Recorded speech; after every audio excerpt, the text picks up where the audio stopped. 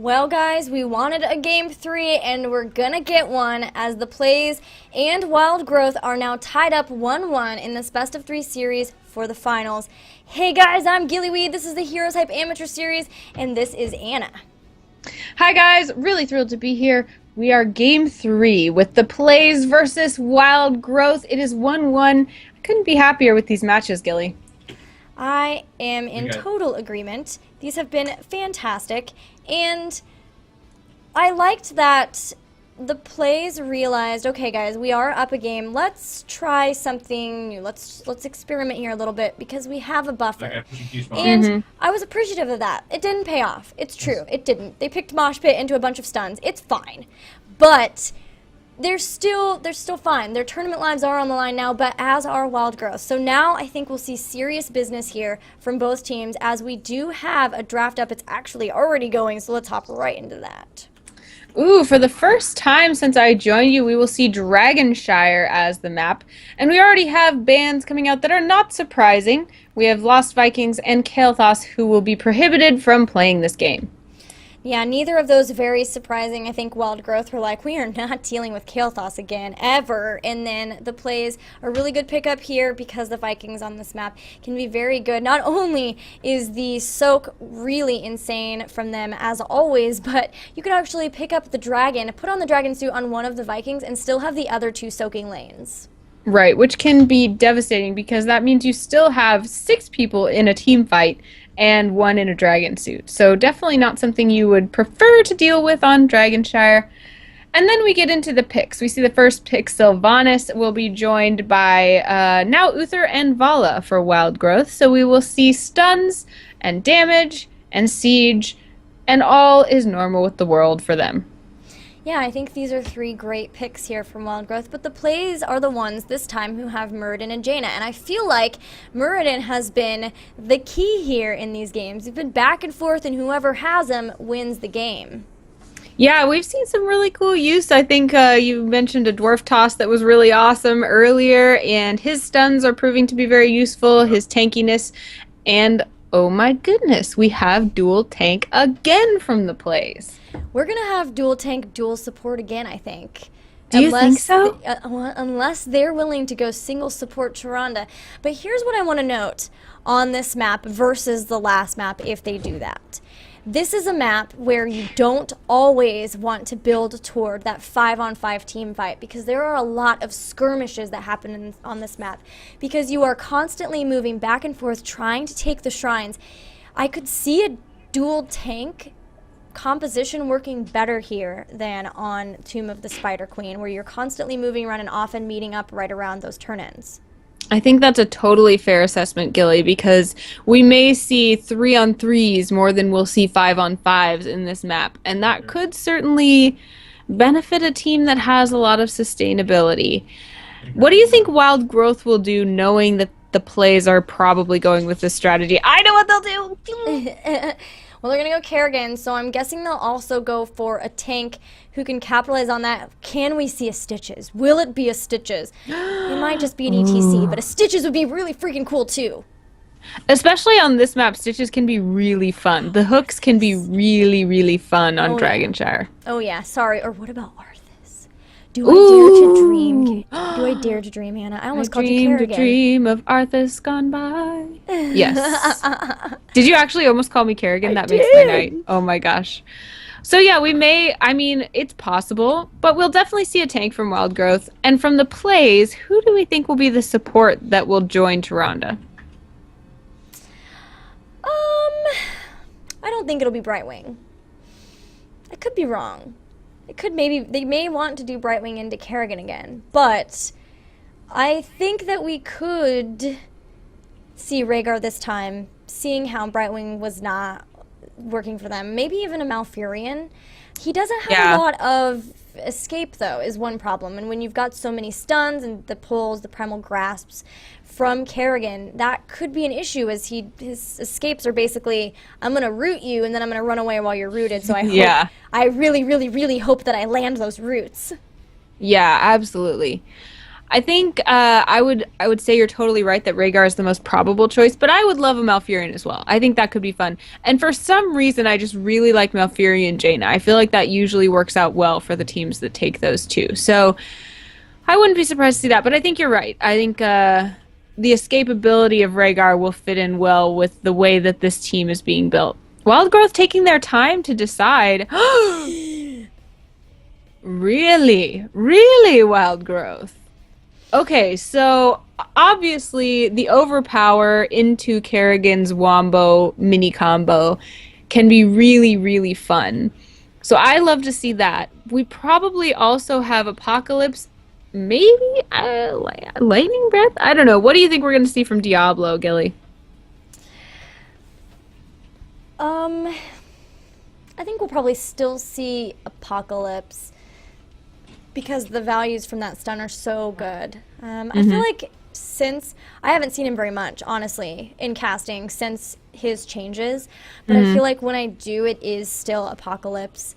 I was really hoping for Stitches. We've actually seen Stitches make a little bit of a comeback. Recently, not a huge comeback, but in place of that Diablo almost, as you can pull instead of having to go completely into overpower. But they're choosing to say, no, we're going to make this work.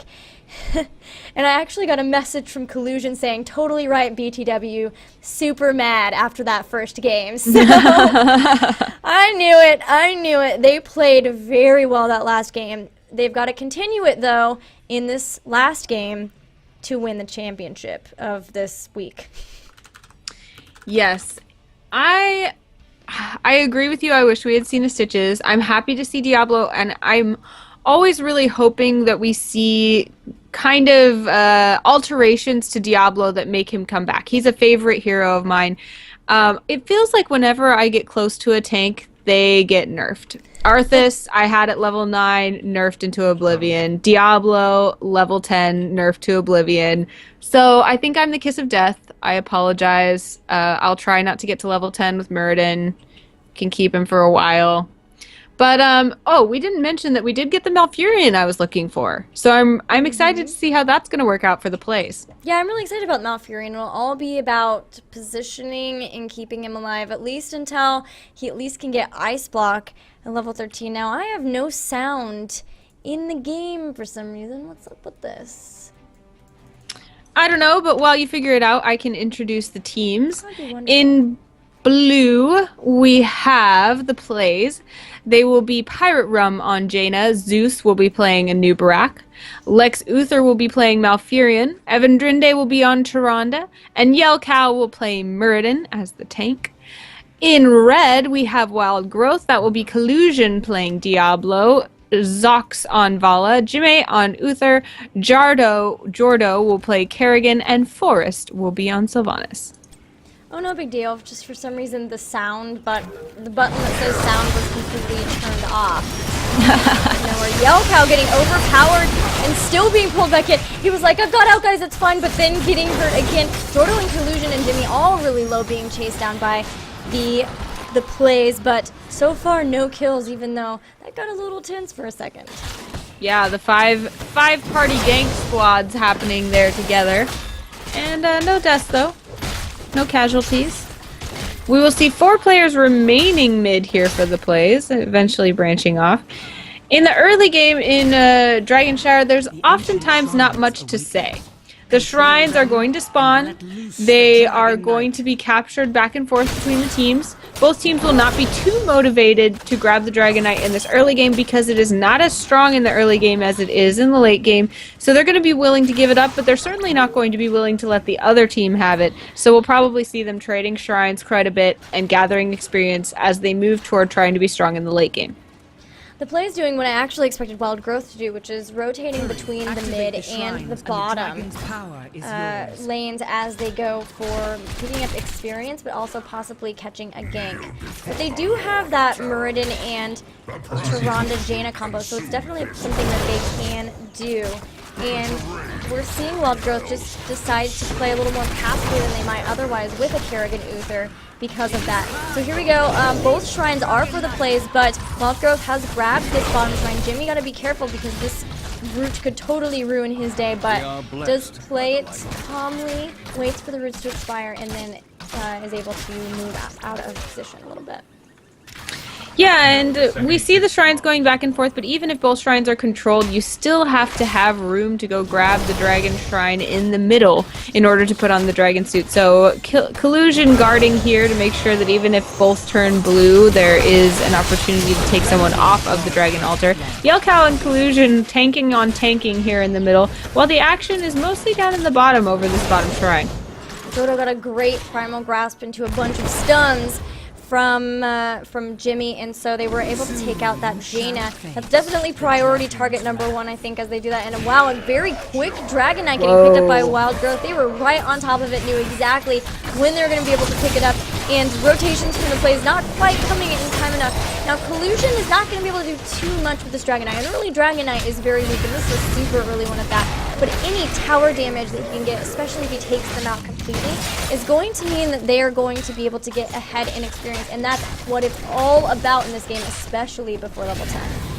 Yeah, the Dragon Knight just keeping 3 members of the PLEYZ busy while we see the rest of Wild Growth traipsing about the map, doing various tasks and sundry, trying to get lanes pushed and cleaned up. We see Evandrinde and Lex Uther pushing down here with Vala lying in wait to do who knows what, also soaking experience as well. Oh no, Zeus about to get caught and will get stunned by Uther, and even though he didn't get pulled in, it didn't matter. He will go down to another successful gank from Wild Growth. But unfortunately, Collusion going to go down here as he probably did not get back enough as the Dragonite expired. So they were able to trade a gank each there, but the experience lead still for Wild Growth as they head in those level 7 houses. Yeah, we are seeing Wild Growth with their more standard damage-heavy comp pulling ahead at this point in the game. So we have to ask ourselves, you know, we talked about how the PLEYZ knew they had a buffer. They were trying something creative in Game 2. They're doing it again here in Game 3. So this is a strategy they really believe in. We have to ask ourselves why. And I wonder if, at this point, they are building toward the late game and feeling like what you mentioned about the sustainability in terms of grabbing shrines as they move into the later game where the Dragon Knight becomes more and more devastating is going to work for them. Well, they were able to steal the Giants there, and they had a great route that really zoned and kept people from trying to engage in to try to get the Giants back. They've also grabbed 2 protective shields, so going right along the line with sustainability. But something important to note too is last time they had Sylvanas. This time they have Jaina as the primary damage dealer, and that's a better damage dealer by far when it comes to those team fights where you need one person to deal a lot of damage. Here come Jimmy and Zox with Collusion around the other side, and Jordo. That was a perfect setup. They're going to pull in Evandrinde stun on top. Will they be able to take him out? Yes, they will. Charonda will go down. Yelcow and Lex Uther trying to get out, and will be able to do so. Yeah, the sustainability really showing itself, and being able to escape from that fight would not be possible without so much healing and so much tankiness. Yes, that's true. They've got a scouting drone, but so far just not quite being able to see when the ganks are coming from, where the ganks are coming from. And this, yet again, Lex Uther getting very, very low, but some great healing from Evan and Lex Uther, as well as the protective shields we talked about, will ensure that Lex Uther stays alive despite his lack in escape. Yeah, we talked about the experience or the advantages that the PLEYZ may have in terms of grabbing shrines, but you have to remember you don't get experience from that. And we see the experience gap widening little by little as we see Wild Growth about to take their level 10 heroic talents, and that is going to put them at a huge advantage in fights over their opponents, the PLEYZ. Something to note is that they do have, oh no, Diablo is rooted, even though he's 10, he's still taking a ton of damage. There is a lightning breath though, and that dealt a ton of damage on top of Charonda. Here comes Maelstrom, not sure if they'll be able to do much with that though, but they are going to be able to pick up the Dragonite. They have 2 Envenoms, so that's really been helping them pick up those ganks as they're able to throw really fast on top of heroes and be able to take their health down even quicker than normal with the already big damage that they do. Also, they've got their heroic abilities, and there was the lightning breath. I was totally wrong and not expecting that, but super excited to see it, as it's always really fun to see that play. And Divine Storm from Uther. So again, feeling comfortable enough not to need the Divine Shield for the Maelstrom. And I like that, because if they can get a good Divine Storm, then they can Maelstrom and Lightning Breath and Rain of Vengeance and Wailing Arrow on top of that. And it's a huge wombo there. Yeah, I think on this map, when I play Diablo, if I don't feel like I'm going to be in a lot of skirmishes inside the little circles of shrines, I love taking Lightning Breath because there's so much open space that Apocalypse can be more easily escapable than you want. Yeah, it's also a really great zoning tool. If you drop it, they really have to get out of it. And so that's something that you have to consider too, like when you're trying to engage into perhaps like taking out turrets. If you see that Lightning Breath they're defending, you've got to deal with that. Now, we do have level 10 abilities for the PLEYZ. They grabbed Water Elemental, Locust Swarm, Tranquility, Starfall, and Avatar. So they do have a little more damage in terms of that Water Elemental and the Locust Swarm. But then, of course, the Starfall too to help with zoning and slowing people down with heals and Avatar to boot. I feel like the Tranquility is a key element of this team composition. I feel like that's going to be a huge player in allowing their one damage dealer to do work for them. I think the big distinction between this game and the last game is that we have Jaina instead of Sylvanas as the damage dealer with this 2-tank, 2-healer composition. So this may be the turning point if there is going to be one for the PLEYZ. Level 13 talents mean that Wild Growth, the aggressive Wild Growth, could be even more aggressive, and they did so by stealing the Giants on the side of the PLEYZ. And now they're going to be able to go in on this. So remember, they have a Sylvanas on top of all of this, so their push potential is amazing too. The Alcal getting so low already. Does Avatar and jump out though, and now Jordal and Forest getting very, very low, as is Diablo, who is throwing the Lightning Breath on a lot of people though, which means that Anu, Barak, and Muradin are already down, but Lex Uther, Pirate Room, and Evan are all very healthy still, thanks to the great healing from Lex Uther. And a great stun from Jimmy means they're going to be able to stop him. Lex Uther even body blocking him. Can they get him? A great route there, and they will take him out. I think that the Malfurion pick is, like I said, the turnkey, the MVP, because that route, important, but the Tranquility even more important. I think the Tranquility is what's going to give them the opportunity to hang back and deal enough damage to let their sustain be something that is worthwhile in these team fights. So, like I said, if there is going to be a change in the narrative of this game, I think it's going to be soon. So what I would say is that the PLEYZ need to make something happen now to start that momentum. I think you're right on the money with the Malfurion. There's also a couple of other things, like I mentioned before, Jaina instead of Sylvanas. So Malfurion instead of either Brightwing or Uther, which is I believe the two they had last time. But also, they have Tyrande as their other one. She's not as full support as like an Uther or a Brightwing. She, with a Hunter's Mark, adds a lot of damage, and when you've got that on somebody, plus the damage that Jaina is doing, that does make a huge difference. Right, and we saw Starfall cast right in front of Tranquility, which was a great setup for the team to be protected and also deal damage. The Starfall can be super devastating when cast in the right place, so I'm excited to see where this could potentially go for the PLEYZ. Well, I've got to turn the game sound down really fast, guys. Sorry, didn't realize that it was too loud. But thankfully, these teams obliged and didn't get quite into a team fight yet. I did want to note that 2 spell shields on the side of Wild Growth. So even though they're focusing on being the gankers and dealing a ton of damage, they're realizing that they can take a lot of damage when you've got the Jaina and Tyrande combination there. And so they did grab those as well. And now they're picking up their level 16 talents. So they've got a good window of time for them to make something happen. And they're starting with this mid fort. Right, we can't start getting too hyped for the PLEYZ because they certainly are still behind. And we're seeing that play a big part here as we do get a pick on that Muradin. And the map is well pushed in favor of Wild Growth right now.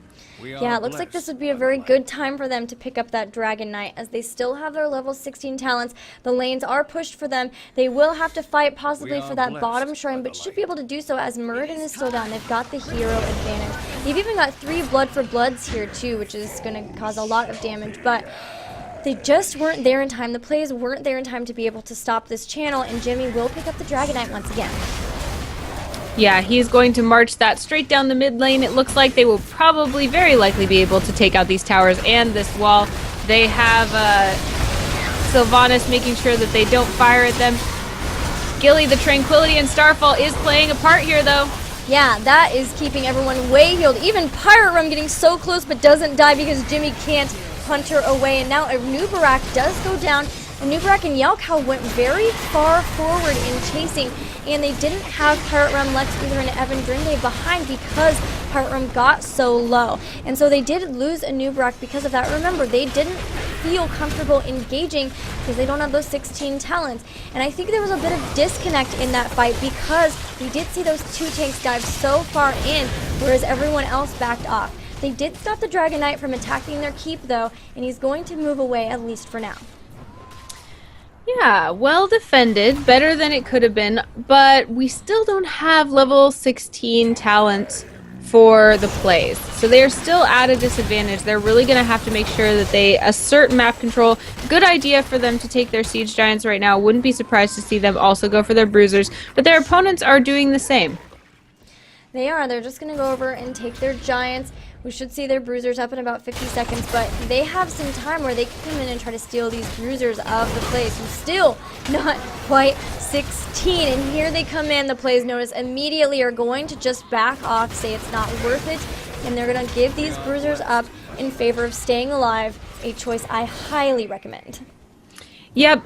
Unfortunate, but the best, the lesser of two evils, if you will. And it looks like the Wild Growth is posturing to keep pushing in this top lane. They have nothing better to do. They might as well. Well, this is a death bridge, and remember the bridges can be really bad for fights. They can turn against you in a heartbeat, and they are going to go in because they've got 16, but Jaina gets melted. Oh my gosh, dead so fast. There goes a Nubarak as well. And Muradin is having trouble getting away even as he's trying to Dwarf Toss away. Now a great pull and stun, follow up by a Divine Storm on Lex Uther. He's barely staying alive, but the skin of his teeth will go down. It's only Evan Drinde and Yelkow yet. Uther did go a little bit ham on the Malfurion and will die because of it. It looks like Forest and Cruz are eating low. It might be okay to just take this keep and then leave. Nope, they decide, well, we can get this Muradin. He's way out of position, and we'll grab him as well before taking off.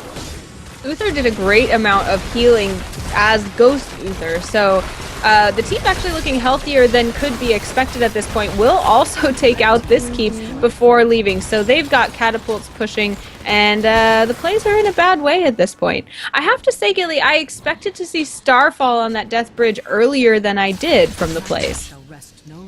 Yeah, I'm not sure what happened there, but they at least did grab their 16 talents, unfortunately for them, with such a commanding experience lead by taking out 2 keeps and several members of their opponents. Wild Growth now have their Storm level talents, and that is 4 Bolts of the Storm.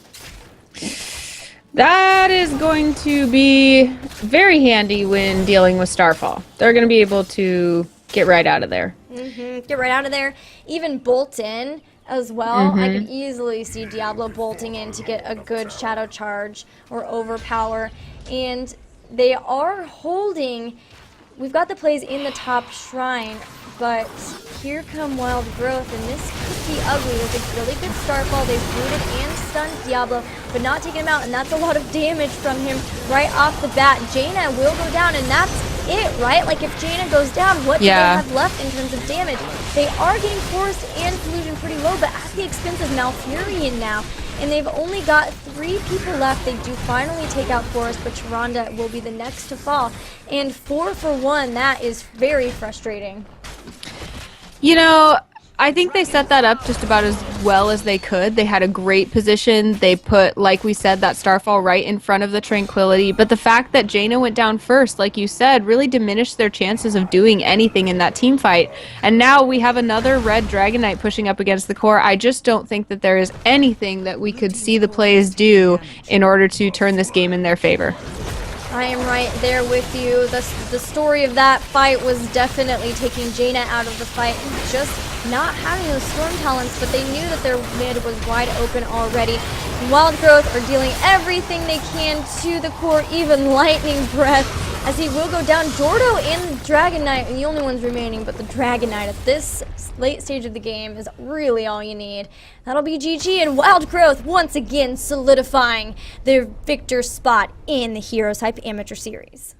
But I have to give it to PLEYZ. First of all, amazing gameplay, awesome back and forth, really great games. And I really want to give them personally kudos because I love, in the amateur series especially, seeing compositions and strategies that are a little bit different and, the theory crafted kinds of things. So I appreciate them really sticking to this strategy that they thought might be something that was competitive, changing the little pieces of it and working to perfect it. So I hope we see maybe more of the dual tank, dual support meta that they've tried to create, and maybe in different ways that work better, maybe in a new iteration with some different compositions as well. But I want to give them kudos for being imaginative, creative, and committed to kind of their ideas.